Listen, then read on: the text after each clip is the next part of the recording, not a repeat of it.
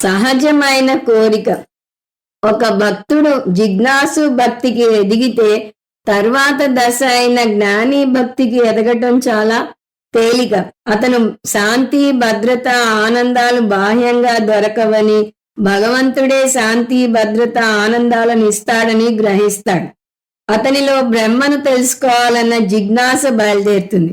ఎప్పుడైతే ఆ జిజ్ఞాస బయలుదేరుతుందో అప్పుడే ఎక్కడి నుంచో శాస్త్రం వస్తుందని కృష్ణ పరమాత్మ 7వ అధ్యాయంలో చెప్పాడు.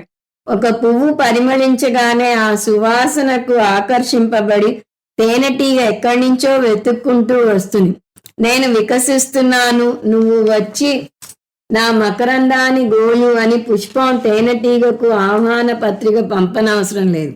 అలాగే మీరు సాధన చతుష్టయ సంపన్నులనే పువ్వుగా పరిమళించగానే గురువే మిమ్మల్ని వెతుక్కుంటూ వస్తాడు. ఎందుకంటే భగవంతుని సూత్రం ఒకటి ఉంది.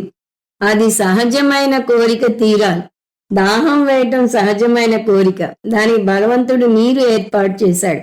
ఆకలి సహజమైన కోరిక, భగవంతుడు ఆహారాన్ని సమకూర్చాడు. గాలి పీల్చడం సహజమైన కోరిక, భగవంతుడు గాలిని సమకూర్చాడు. అలాగే ఈశ్వర జ్ఞాన తృష్ణ ఉంటే భగవంతుడే గురువుని ఏర్పరచాలి. అందువల్ల శాస్త్రం వస్తుంది, గురువు వస్తాడు, నేర్చుకునేందుకు అనువైన వాతావరణం ఏర్పడుతుంది, జ్ఞానం కలుగుతుంది, జ్ఞాని భక్తుడుగా మారుతాడు అని హామీ ఇస్తున్నాడు కృష్ణ పరమాత్మ 9వ అధ్యాయంలో. సస్వచ్ఛాంతిం నిగచ్చతి అంటున్నాడు. అంటే జ్ఞాని భక్తుడు అయిన మరుక్షణమే నువ్వు జ్ఞానివి అవుతావు అని హామీ ఇస్తున్నాడు.